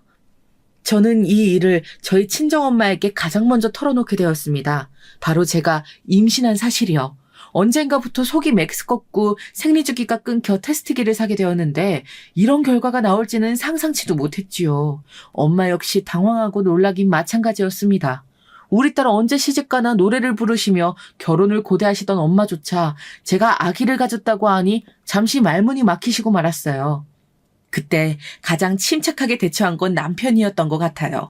제가 조심스레 남편을 불러 전하니 남편은 듣자마자 저를 꼭 껴안으며 너무 잘된 일이라며 서둘러 양가 부모님을 뵙고 결혼 준비를 하자고 하더라고요. 그리고 그 다음 날 남편은 행동력 빠른 사람답게 저희 부모님을 뵈러 왔습니다. 저희 부모님은 남편에 대해 이야기를 들어왔기에 당연히 반갑게 맞아주셨지요. 하지만 시댁 식구들은 달랐어요. 시댁 식구들이 이렇게까지 반응할 줄 몰랐기에 너무 당황스러웠어요. 뭐? 애를 가졌다고? 정말이니? 네 애 맞아? 확실한 거야? 아니, 그럼 성준이 애지 누구에겠어? 그럴 리가. 저를 앉혀두고 네 애가 맞냐고 아들을 향해 물으시는 시어머니의 말씀 안엔 믿을 수 없다는 마음, 아들의 아이가 정확히는 저와 아들 사이의 아이가 아니길 바라는 마음이 은근히 깔려 있었습니다. 그 속엔 전혀 저를 향한 배려 같은 것도 없었죠. 그날 전 앉아있는 내내 가시방석이었습니다. 급기야 저는 결혼 생활에 돌입하자마자 만만치 않겠다는 인상을 받고야 말았습니다. 바로 시누이와 미리 식구로 들어와 있던 동서 그리고 시어머니 때문인데요. 이 세 사람의 조합이 얼마나 쿵짝이 잘 맞는지 실로 무시무시하다는 생각이 들 정도였어요. 사실 말씀드렸다시피 시어머니는 이미 제가 결혼 허락을 받으러 왔을 때부터 마음에 안 들어 하시는 티를 팍팍 내셨어요. 의사인 장남아들이 고작 화장품 매장에서 일하는 여자와 결혼한다는 건 있을 수 없는 일이란 말까지 내뱉으시면서요. 제발 성준아, 한 번만 다시 생각해봐라. 이 엄마 마음이 무너질라 한다. 난 너만 바라보고 살아왔는데 넌 어쩜 저런 무식한 계집애랑 결혼을 한다고 와서 엄마 속을 일이 썩이는 거야. 게다가 애라니. 애가 웬 말이니? 엄마, 제가 진심으로 사랑하는 사람이랑 말씀드렸잖아요. 반대하지 않으시겠다고 약속도 하셨고요. 더 이상 이러시면 저 화내요. 못 산다, 못 살아. 아유, 내가 이 꼴 보려고 이때까지 산 거라니. 못 산다, 정말. 극단적인 말씀까지 내뱉으시는 게 전화 넘어 들리는데 마음이 정말 착잡했습니다. 죄 없는 뱃속에 아기가 들을까 겁도 나더라고요. 남편의 반듯한 성품과 단정한 자세가 내심 시부모님에게서 온 것일까 기대하고 있었는데 시어머니는 남편과 닮은 구석이 하나 없었습니다. 오히려 남편을 닮은 분은 시아버지셨습니다. 시아버지는 아들이 좋아하는 여자라면 부모로서 당연히 허락해줘야 한다며 첫 만남부터 저를 좋게 봐주셨습니다. 우리 아들이 워낙 외길만 보는 아이라 고집스럽고 딱딱한 부분이 있을 텐데 아가씨가 데리고 살아주겠다니 고맙네요. 임신 초기엔 조심해야 하니 늘 몸부터 챙겨요. 이런 다정한 말씀까지 얹어가시며 시어머니를 적극 막아주셨지요. 시아버지는 남편과 똑같은 의사로서 동네에서 오랫동안 내과를 운영하며 환자들을 보고 계셨는데 풍기는 지적인 이미지와 선비 같은 분위기가 느껴지시는 분이었고 자연스레 의지하게 되었습니다. 시어머니는 제가 임신을 한 기간에도 끊임없이 저를 미워하셨습니다. 그 정도가 어느 정도였냐 하면 제가 명절에 올 때마다 부풀어 오른 배를 끌어안고 있으면 다 들리게 혀를 쯧쯧 찬다든지 애기 신세가 불쌍하단 말을 중얼거리곤 했어요. 그리고 옆에 있던 시누이가 빵긋빵긋 웃으며 거들었죠. 새언니는 참 그러고 보면 얼굴도 두껍다니까? 엄마가 언니 싫어하는 거 아는데도 이렇게 엄마 생일이라고 오는 거 보면 난 못 그럴 텐데. 어머님 생일인데 당연히 와야죠. 어머님 아직 저한테 화 많이 나셨어요? 저는 웃는 얼굴에 침 못 뱉는다고 일부러 더 맑게 웃으며 아무렇지 않게 다가가려 했습니다. 남편을 위해 처음엔 최소한 그런 노력이라도 보이고 싶었어요. 그것이 제가 할 수 있는 최소한이라고 여겼어요. 그러던 어느 날은 제가 힘겹게 동네를 걷다 어머님이 좋아하시는 바나나가 보이길래 사들고 시댁으로 향한 날이었어요. 평소에도 아침으로 밥 대신 바나나를 드신다고 했던 게 문득 생각이 나 제 딴엔 용기를 낸 것이었는데 시댁에 도착하니 시어머니 옆에 마침 동서가 와 있더라고요. 불길한 예감이 엄습했죠. 어머님, 이거 제가 길 가다가 어머님 좋아하는 과일이 보이길래 사와봤어요. 어머니 바나나 좋아하시잖아요.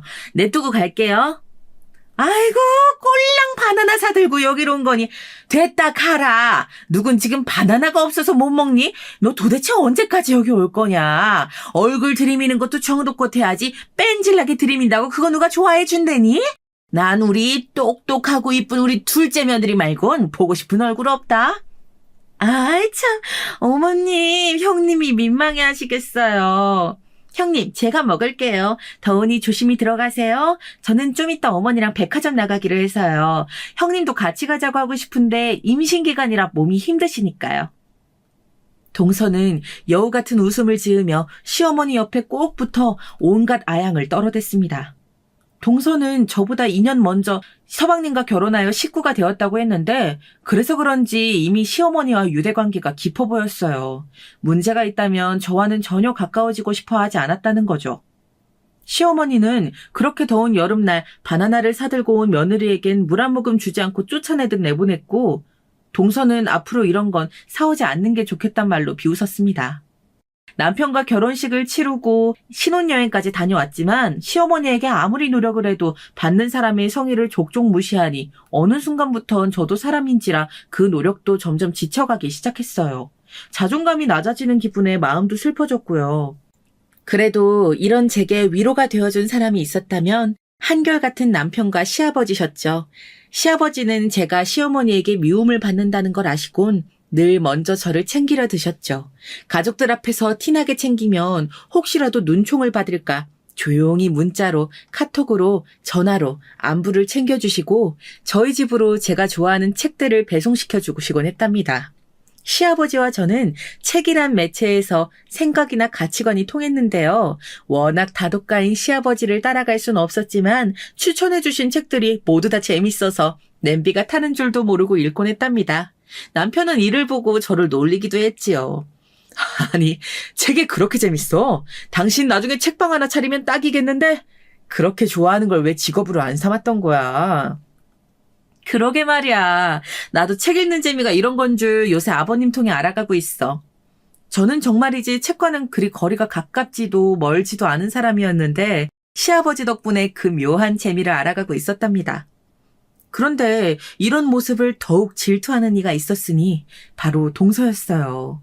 어머, 아버님, 형님에게만 책 선물해 주시게요. 저도 책 좋아하는데. 네가 책을 좋아했니? 성재 말로는 글자 읽는 건 별로 안 좋아한다던데 좋아한다면 당연히 선물해 줘야지. 동서는 시아버지와 제가 책에 관한 이야기를 나누고 있거나 같이 있는 모습이 보이면 그 꼴을 견딜 수 없는지 옆에 와서 시비를 걸어대더라고요. 동서는 마치 다른 사람을 향한 질투와 미움으로 똘똘 뭉쳐진 사람 같았어요. 어쩔 땐 도대체 어떤 환경에서 자랐기에 사람이 저리 되었을까 싶어 불쌍하기도 하더라고요. 제가 듣기론 동서는 부잣집 친정에서 물질적인 결핍 없이 자랐다고 들었거든요. 부모님 두 분 다 피부과 의사에 사이좋은 언니도 있다고요. 그런 좋은 환경에서 자랐으면 사랑을 주고받을 줄도 아는 사람이어야 하는데 동서는 전혀 그렇지 않았답니다. 그러다 어느 날은 시누이와 이런 대화를 나누는 걸 듣고 말았는데 순간 울컥해서 제 아기를 내버려두고 소리를 버럭 지를 뻔했답니다. 아직도 그날의 일은 생각만 해도 너무 기분이 나빠요. 아가씨, 아니 좀 웃기지 않아요, 형님? 겨우 화장품 매장에서 일했으면서 책 읽는다고 꼴값은 자기가 그게 무슨 내용인지 이해를 해? 정의가 뭔지 정치가 뭔지 알기는 아냐고. 제 생각엔 분명 문자만 있는 걸 거예요. 그러고 안다고 착각하는 걸걸요? 진짜 가만 보면 웃기다니까요. 정작 자신은 몇 년째 구급 공무원을 해마다 떨어지면서 저를 깎아내리는 시누이, 깔깔대고 맞다며 맞장구 치는 동서, 뒤이어 이어지는 이 둘의 모습에 정말이지 주먹이 꼭 쥐어졌어요. 그날 만약 제품에 아기만 없었다면 제가 정말 뒤집어 엎었을지도 모르겠어요. 참고로 제왕절개로 출산을 하고 나서 힘든 시기를 보낼 때에도 그 두 사람은 제게 한마디 격려의 말조차 없었습니다. 저라면 정말 의뢰이 형식적으로라도 칼만한데 말이죠. 저는 굳이 다른 사람들에게 알릴 필요도 없이 그 사람들의 인격이 그 정도밖에 안 되는 것이다. 그렇게 생각하기로 했어요. 게다가 어차피 시어머니도 그렇고 두 사람과 보는 날은 정해져 있으니 그날을 빼면 견딜만 했습니다. 당신 우리 집 식구 되고서 많이 힘들지? 보아하니 재수씨도 이상한 행동들을 많이 하던데 내 동생 성미한텐 따끔히 질책해놨는데 이 녀석이 워낙 철부지라 들을지 모르겠어. 미안하다 당신한테 괜히 짐만 지어준 것 같아. 물론 남편은 우리 둘만 좋으면 되는 거라 생각했던 결혼이 이런 길로 빠지게 될 줄 몰랐다며 제게 늘 미안해했어요. 아니야 여보, 나는 괜찮아. 어차피 명절이나 생신날 아니면 만날 일도 없는데. 그리고 실제로 전 남편에게 이렇게 말하며 애써 웃어 보였답니다. 당시엔 육아로 또 전쟁통을 혼자 겪고 있었으니 시댁과는 더더욱 거리가 멀어졌고요. 하지만 운명같이도 이 일이 생기며 저는 시댁에 들어가게 되어버렸습니다. 아직도 그때의 충격이 생생한데요. 저희 시어머니가 나이가 어리신데도 불구하고 치매 판정을 받으신 겁니다. 아직 젊으신 시어머니가 치매 판정이라니 믿기지도 않고 남편에게 이 말을 들으면서도 어안이 벙벙하더라고요. 남편도 의사이지만 너무 이른 발병 사실 자체를 받아들이기 힘들어하는 눈치였어요. 시어머니가 계속하여 물건을 깜빡하시고 어느 날 집 오는 길을 모르겠다며 전화를 하실 땐 설마 뇌 쪽에 문제가 생긴 건가 했는데 치매라고는 상상도 못했지요. 시댁은 한동안 이 소식으로 침체된 분위기가 이어졌습니다. 시누이는 이 소식을 듣곤 시어머니의 손을 잡고 엉엉 울어대고 시아버지께서도 답답한 마음을 달랠 길이 없으신 듯 담배를 태우러 가셨습니다. 그토록 건강을 생각하시던 분인데 이렇게나 생각이 많은 얼굴로 담배를 태우시는 모습은 처음이었죠. 남편은 가슴 아프지만 괴로운 얼굴로 어찌되었든 병세를 늦추는 약을 먹고 도와주시는 상주 간병인을 써야 한다고 하더라고요. 당시 어머니를 돌볼 사람이 마땅히 없으니 저도 그래야 한다고 생각했습니다. 그런데 갑자기 시아버지께서 이때 직접 자신이 돌보시겠다고 하더라고요. 아버지가요? 그래, 이 사람이랑 전에 약속했었다. 둘 중 누구 하나 아프면 요양원에 보내기 전까진 서로 돌봐주기로 약속을 지킬 때야. 사실 치매 환자 돌보기는 결코 쉬운 일이 아닙니다. 가족이라도 결국은 증상이 심해지면 시설에 입소하거나 간병인에게 맡길 수밖에 없지요. 하지만 시아버지는 오래 해왔던 병원 운영도 그만둔 채 시어머니 곁에 있겠다고 하셨어요. 지금까지는 환자들을 돌보는 데 집중해왔으니 이젠 시어머니를 돌보겠다면서 만약 상태가 지나치게 악화되면 그때는 다른 방법을 강구하시겠다면서요. 워낙에 뜻이 강경하셔 말릴 수도 없었네요. 그런데 시아버지께서 시어머니를 맡은 지 얼마 안 되어 너무나 큰일이 터지고 말았어요. 이 일로 시아버지는 완전히 무너져 버리셨고 저 역시 그런 아버님을 보며 슬픔을 가눌 길이 없었답니다. 시아버지께서 시어머니를 데리고 잠깐 산책을 하고 계셨는데 그 길은 어머님께서 아주 좋아하시는 산책길이었다고 합니다. 어머님이 거기서 잔디풀을 뜯으며 앉아있는 걸 보고 시아버지께서 물을 사러 잠깐 자판기 앞에 가셨는데 그 사이 시어머니께서 도로로 뛰쳐나간 것이었지요. 저는 제가 한번 교통사고를 당했기 때문에 그것이 얼마나 찰나에 끔찍한 결과로 이어지는지 너무나 잘 알고 있습니다. 시어머니는 신호등이 빨간불인 줄도 모르고 해맑게 잔디풀을 손에 쥐며 도로로 뛰어나가셨고 그 사이 지나가던 트럭에 치여 그만 그 자리에서 목숨을 잃고 마셨습니다. 시아버진 그 모든 광경을 생생히 목격하셨고요. 장례식을 치르는 동안 잠 한숨 주무시지 않고 죄스러움에 한숨만 토하셨고 역시나 장례식이 끝나고도 집에 계시는 동안 아무것도 못하시고 침대나 소파에만 누워 계셨습니다. 일어나실 기력조차 없으시다고 하더라고요. 아버님, 이러다 정말로 큰일 나요. 뭐라도 드셔야죠. 동서가 죽을 사와봤는데 이거라도 한번 드셔보세요. 네? 아니다. 아니야. 내가 무슨 자격으로 뭘 먹고 살겠니? 시아버지는 자기도 시어머니의 뒤를 따라갔어야 한다며 크게 자책하셨습니다. 베란다에 있는 시아버지의 모습을 볼 때마다 저도 가슴이 철렁한 적이 한두 번이 아니었어요. 혹시라도 뛰어내리실까 봐요. 그 정도로 시아버지의 상태는 나쁘셨습니다. 정말 다행스럽게도 남편과 제가 자주 방문하면서 아주 조금씩 좋아지는 기색을 보이셨지요. 허나 그조차도 너무 미미한 변화여서 이러다 돌아가신다 해도 이상할 게 없어 보였어요. 게다가 동서쪽 부부는 언젠가부터 시아버지에겐 일절 관심을 끊었어요. 서방님조차 연락이 뜸하셨죠. 남편조차 여기에 불만을 느끼고 서방님에게 전화를 걸었지만 언젠가부턴 남편 전화도 안 받았다고 하더라고요. 그러다 이 사태를 두고 보다 못하던 어느 날 제가 남편에게 한 가지 제안을 하게 되었습니다. 여보, 이러지 말고 그냥 내가 시댁에 들어갈까? 갑자기 그게 무슨 소리야? 아이는 어쩌고? 우리 아버님, 그래도 내가 옆에 있으면 죽이라도 드시잖아. 옆에서 안 챙겨드리면 안 될 것 같아. 지금 아가씨도 공부다 뭐다 하며 밖에 나가 있고 아무도 아버님을 챙길 사람이 없어. 아버님 이러다 잘못될까봐 겁나. 우리 아이한테도 내가 필요하지만 아이는 시댁에서도 키울 수 있어. 남편은 제 말에 입술을 꾹 깨물더니 살짝 눈물이 고인 채 고맙다고 하더라고요. 그러면서 자신도 같이 가겠다고 하더군요. 남편의 병원이 이 시댁에선 꽤 떨어진 거리에 있었기에 그러지 않아도 된다고 했지만 그렇게라도 해야 안심이 된다고 하면서 말이지요.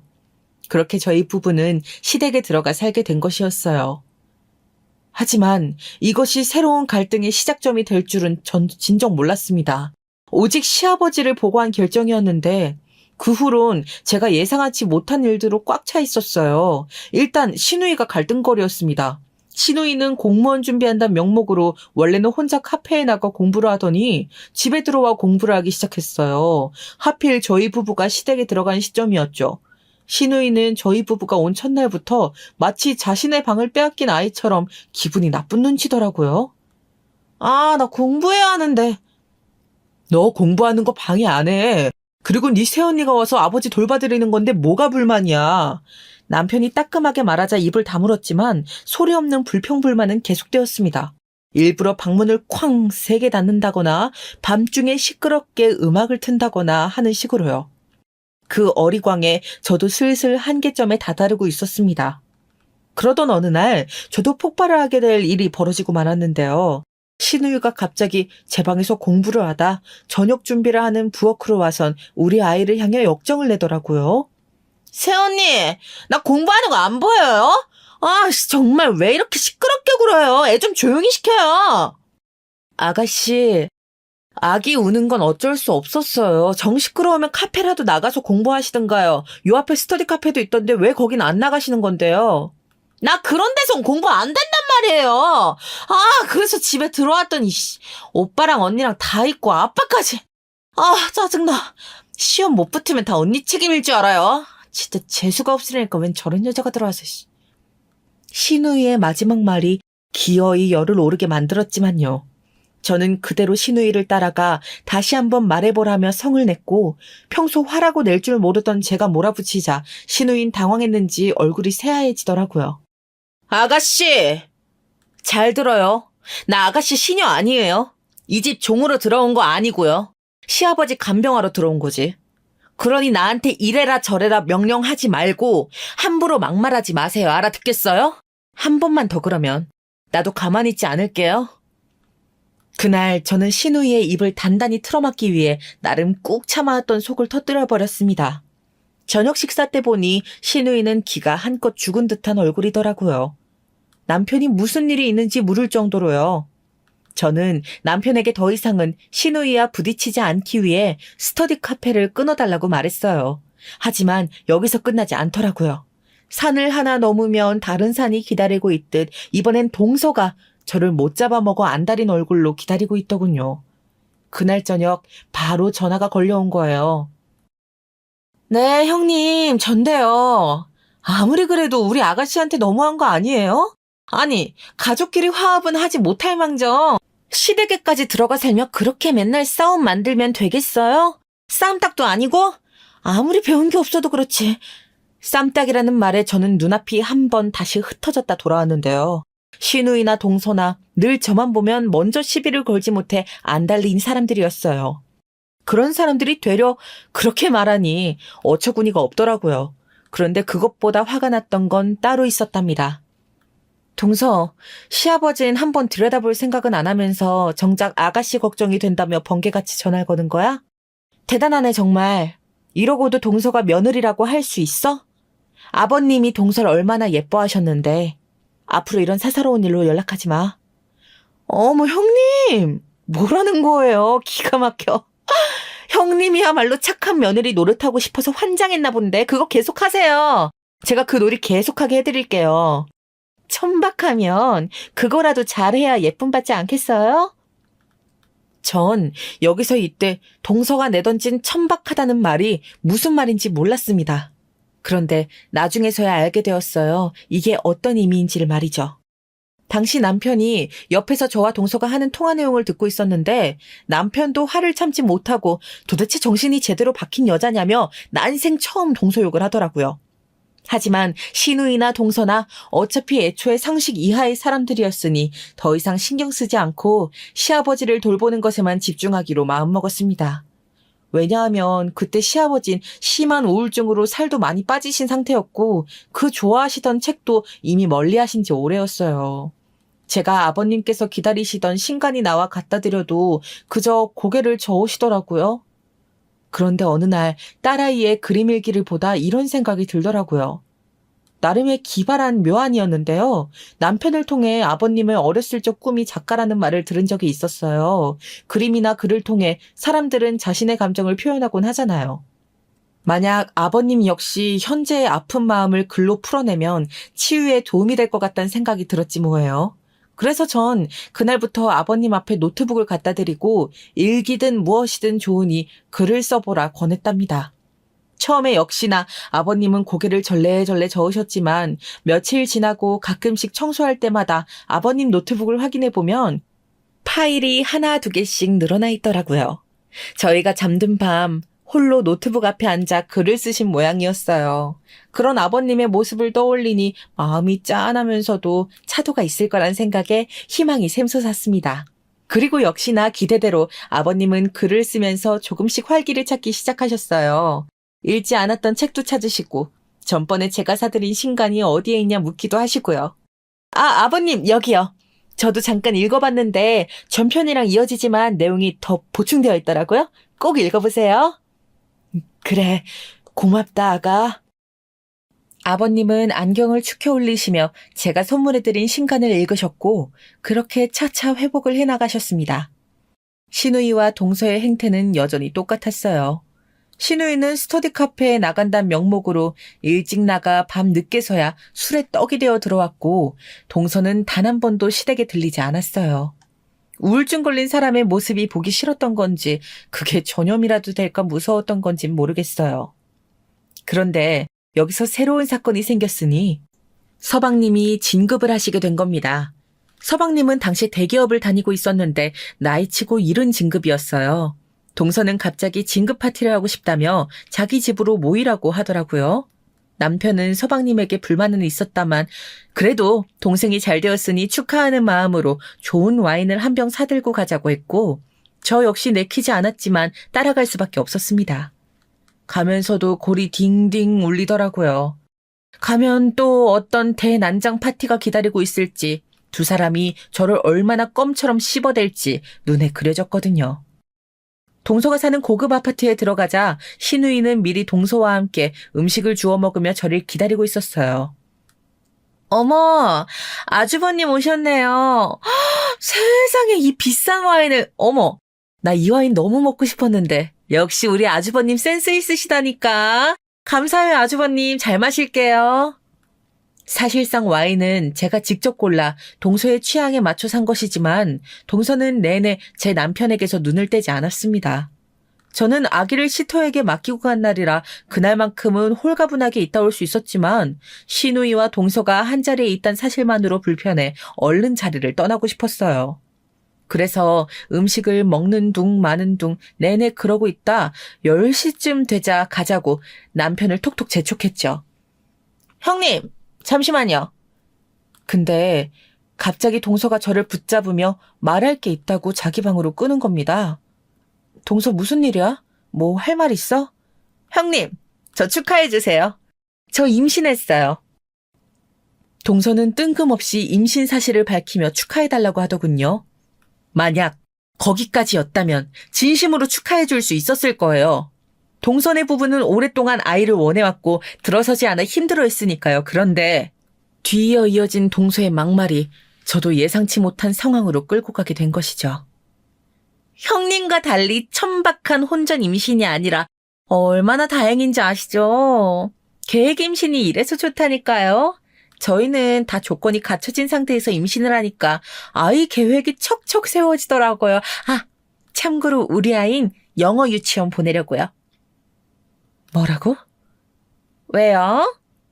그러면서 동서는 생글생글 웃으며 임신에 고급 와인을 먹지 못해 아쉽다고 중얼거렸어요. 저는 이미 눈이 뒤집힌 후였지만요. 동서는 여기서 그치지 않고 계속 주절거렸습니다.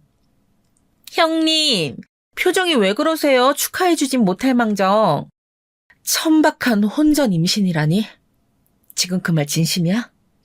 뭐? 제가 못할 말한 거 없잖아요. 혼전 임신해서 왔음. 형님 대접받을 생각을 마셔야죠. 아, 제가 지금껏 형님 대접해드리니까 좋으셨어요? 저 한 번도 형님으로 생각한 적 없어요. 막말로 의사 꼬셔 애배 결혼했으면 꽃뱀이나 다름없지. 안 그래요, 아가씨? 뒤에서 신우이가 맞장구를 치는 것조차 당시 귀에 들리지 않았습니다. 이미 제가 동서의 머리채를 잡아버린 이후였으니까요. 동서는 깍 비명을 지르며 놓으라고 난리를 쳤지만 그럴수록 더 세게 잡고 놔주지 않았어요. 이미 이성이 끊겨 본능이 마음대로 행동하고 있을 때였어요. 우두둑 머릿결이 뽑혀져 나가는 소리가 들리는데 속이 얼마나 시원하던지요.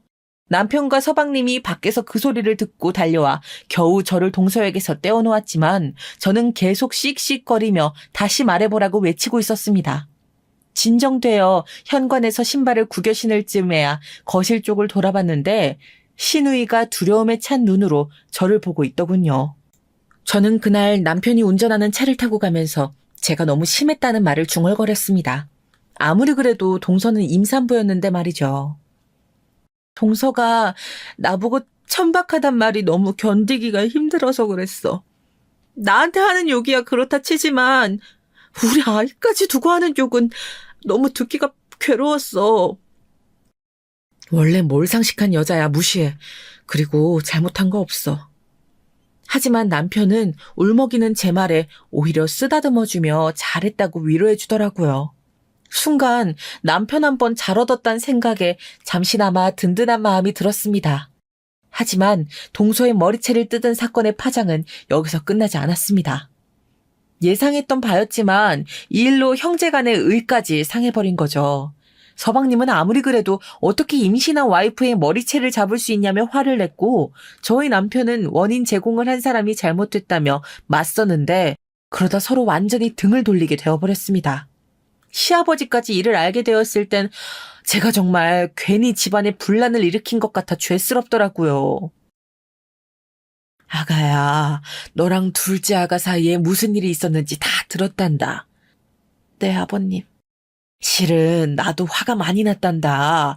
우리 귀한 손주를 두고 둘째 아가가 그런 말을 했다는 것부터 이미 너무 경솔했더구나. 너무 마음 상해하지 마라. 어느 날 저를 부르시더니 혼내실 줄 알았던 시아버지께서 의외로 따뜻하게 다독여주시는 말을 하는데 눈물이 핑 돌았습니다. 저도 모르게 주책맞게 시아버지 품에 안겨 엉엉 울 뻔했지요.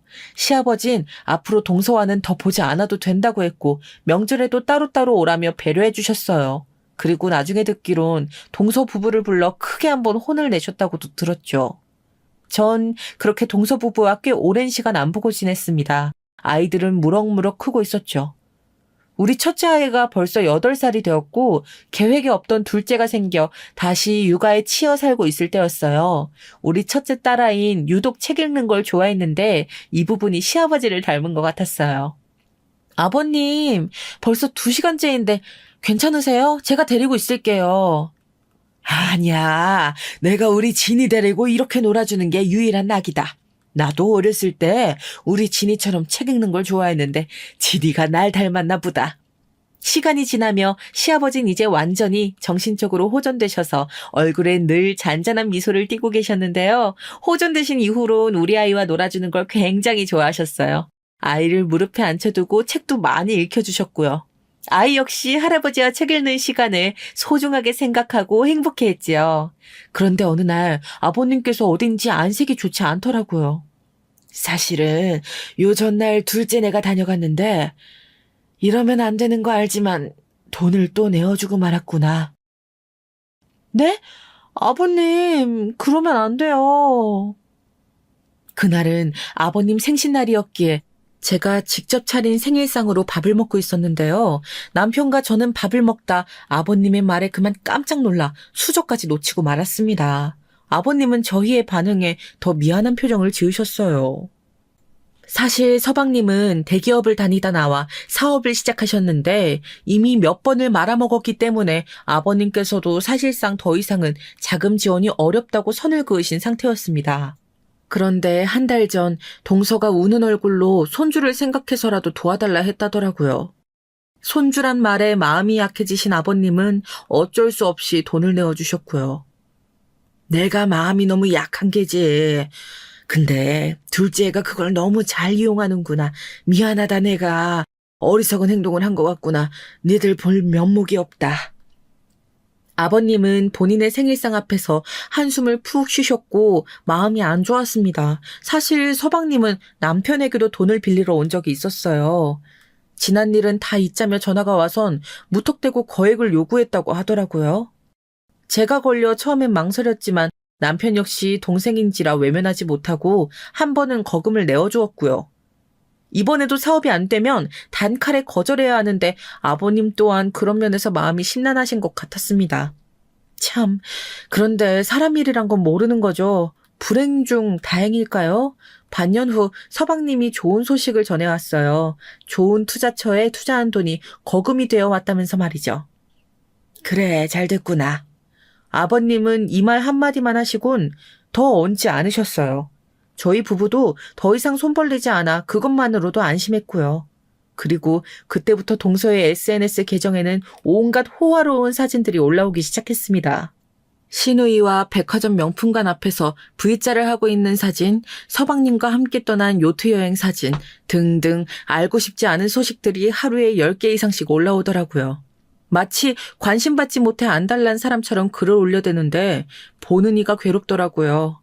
시누이는 결국 공무원 시험을 포기하고 중소기업에 다니고 있었는데 시누이 SNS에도 동서에게 향수 선물을 받았다며 부자 언니 둬서 너무 행복해요 라는 글이 게시되어 있었습니다.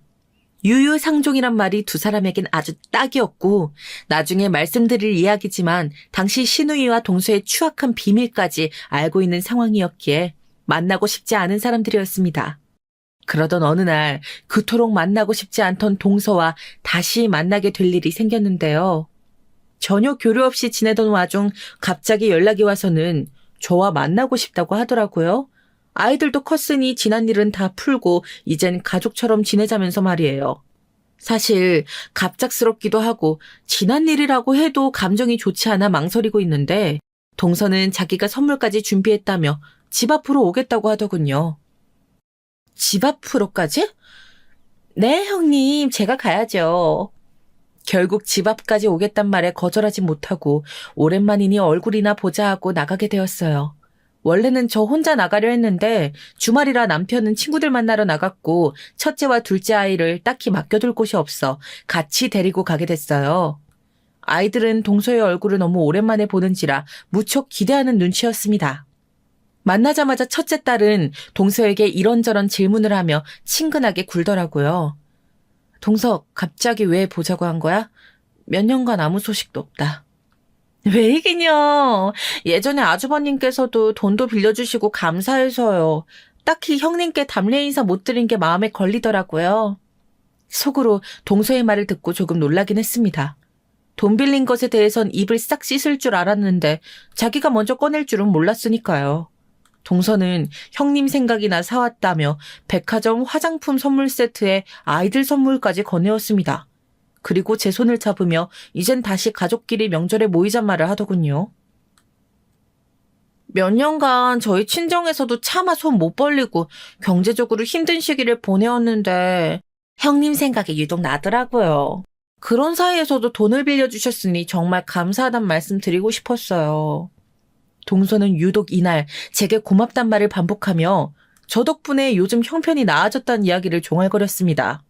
계속 듣다 보니 어딘지 모르게 자랑하고 싶어 안달날 느낌이 묻어나 있어 깨름칙하긴 했지만 오랜만에 만난 아이들 선물까지 챙겨주며 잘해주는 모습을 보이니 저도 마음이 누그러지더라고요. 그래, 동서가 먼저 그리 말해줄 줄 몰랐는데 고마워. 그리고 동서 말대로 아버님도 있고 하니 명절날은 다 같이 모이는 거 한번 생각해 볼게. 동서는 제 말에 새삼 감격하는 표정까지 지었습니다. 저도 마지막에 동서와 헤어질 땐 조금은 가벼운 마음으로 헤어져 집으로 돌아오게 되었지요. 동서가 어쩌면 변한 걸까 하는 생각까지 하면서요. 그런데 돌아오는 길 큰딸의 표정이 좋지 않았어요. 요즘 큰딸이 장이 좋지 않아 설사를 자주 했기에 혹시 배가 아프냐고 물었더니 이런 말을 하더라고요. 엄마, 몸 굴린다는 게 나쁜 말이지. 큰아이의 입에서 나온 말은 너무도 충격적이었습니다. 이 어린애가 어디서 그런 말을 듣고 온 것인지 놀라 대답을 재촉하니 글쎄 동서가 아이의 귓가에 대고 이렇게 말했다는 겁니다. 너희 엄마처럼 몸 함부로 굴리면 네 엄마 꼴 나니까 조심해야 한다. 알았지? 혼전 임신을 겨냥해 천박하다는 말을 했던 동서가 기어이 제 자식들 앞에서까지 그런 말을 내뱉은 것이었죠. 결코 용서할 수 없었습니다. 동서를 만나러 나간 것 자체가 미친 듯이 후회가 되더라고요. 전 당장 이 일을 남편에게 알리기 위해 전화를 걸었습니다. 그런데 누구와 통화 중인지 계속 받지 않더라고요. 그리고 마침 반갑지 않은 사람인 신우이에게서 전화가 걸려왔는데 작정이라도 한 건지 속을 또 한 번 뒤집어 놓더군요. 새언니, 우리 이제 다시 가족처럼 지낼 수 있겠네요. 새언니 때문에 명절에 뿔뿔이 흩어지고 그동안 얼마나 민폐였어요. 다행이네요. 전 대답 않고 전화를 끊어버렸어요. 신우이나 동서나 똑같았어요. 저는 이제야말로 제가 알고 있는 모든 걸 폭로할 기회가 왔다고 생각했습니다. 지금까진 아버님 때문에 참고 눌러왔지만 더 이상은 그럴 이유가 없었어요. 저는 곧바로 동서와 신우이의 뒤를 미행할 준비를 시작했고 그날 밤 바로 그 둘의 뒤를 밟았습니다. 둘은 처음에 호프집 같은 곳에서 만나 시시덕거리고 술을 진탕 마시더니 2차로 바로 어느 건물 지하에 들어가더라고요. 거긴 유명한 호스트바였습니다. 저는 그곳으로 사라지는 것을 다 카메라로 찍어 남겼지요. 제가 그 사진을 터뜨릴 곳은 다름 아닌 서방님 앞이었고요. 저는 서방님께 만나자고 한 뒤 조용히 갖고 있는 사진들을 내밀었습니다. 분노와 절망으로 시퍼렇게 질려가는 서방님의 안색을 보며 조금 동정심이 들긴 했지만 더 이상 좌시하기도 싫었어요. 형수님, 이거 언제부터 하신 거예요? 저도 얼마 되진 않았어요. 아버님 때문에 참았지만 이젠 그럴 필요가 없을 것 같아서요. 정말 이런 여자였다니. 그간 내가 쥐한테 갖다 바친 돈이 얼마인데. 서방님은 주먹을 테이블로 쾅쾅 치더니 곧이어 눈물마저 글썽거렸습니다. 사실 제가 신우이와 동서가 함께 호스트바에 다닌다는 걸 알게 된 건 그때로부터 1년 전이었어요. 어느 날 딸아이의 국어학원에 원비를 결제하고 돌아오는 길이었는데 술집이 즐비한 곳에서 누군가 큰 목소리로 떠들고 있더라고요. 그 남자의 얼굴이 낯익더군요. 자세히 보니 신우이가 술에 떡이 되어 들어오면 신우이를 집까지 업어다주는 남자였어요. 그런데 그 남자가 언제 신우이와 헤어졌는지 아니면 바람을 피는 건지 다른 여자와 시시덕거리고 있는데 딱 봐도 10살에서 20살은 좋기 많아 보이는 여자였습니다. 순간 남자의 정체가 궁금해지려는데 그럴 필요도 없겠더라고요. 원치 않았지만 신우이의 비밀을 알게 된 거예요. 그 남자가 여자와 헤어지더니 호스트바로 들어가는데 이른바 선수가 분명했어요. 그러니까 신우이는 한마디로 호스트바 남자와 만나고 있었던 거죠. 그리고 여기엔 동서도 함께하고 있을 게 어느 정도 예상이 되더라고요. 시아버지한테 듣기론 신우이가 주말 밤마다 동서와 어울리다 온다고 했거든요. 하지만 당시 저는 이 일을 신우이에게도 시아버지에게도 말하지 않았습니다. 시아버지께서 하나뿐인 딸이 그런 곳에 다닌다는 걸 알게 되면 너무 가슴 아파하실 게 걱정되었거든요. 그래서 모르는 척 저만 알고 있는 비밀로 묻어두고 있었습니다. 지금은 모든 게 다 까발려지게 되었지만요. 서방님에게 비밀을 폭로하고 며칠 뒤 동서와 신우이가 동시에 저를 찾아왔습니다. 거의 죽일 듯한 눈빛을 하고 저희 집 문 앞에 서 있는데 무슨 용건인지는 알겠더라고요. 너 미쳤어? 어디 그걸 내 남편한테 폭로할 생각을 해? 맞아요, 언니. 언니 때문에 나 지금 우리 아빠 용돈 지원 끊겼고 다신 안 보겠대요. 이거 어떻게 할 거예요? 저보고 상황을 책임지라고 나오는 안하무인의 태도에 기가 막히더라고요. 저는 마지막으로 그들에게 인정을 베푼다는 마음으로 조용히 읊조렸습니다. 아가씨, 동서? 나한테 천박하다느니 뭐니 하더니 정작 가장 천박한 짓을 하고 다닌 사람들이 이제 와서 뭐? 책임지라고? 니들 분수나 제대로 알고 씹으려. 과연 니들이 호스트파 다니는 걸로 만족했을지 알아볼까? 내가 한번 더 파봐? 아니, 새언니. 저는 그게 아니고. 형님, 무슨 그런 무서운 농담을 하세요. 동서, 마지막으로 말하는 거니 잘 들어. 앞으로 내 딸 만나게 할 일도 없겠지만 행여나 길거리에서라도 만나 또 그런 말 했다간 진짜 천박한 게 누군지 동서 자식이 알게 될 거야. 아가씨도 마찬가지야.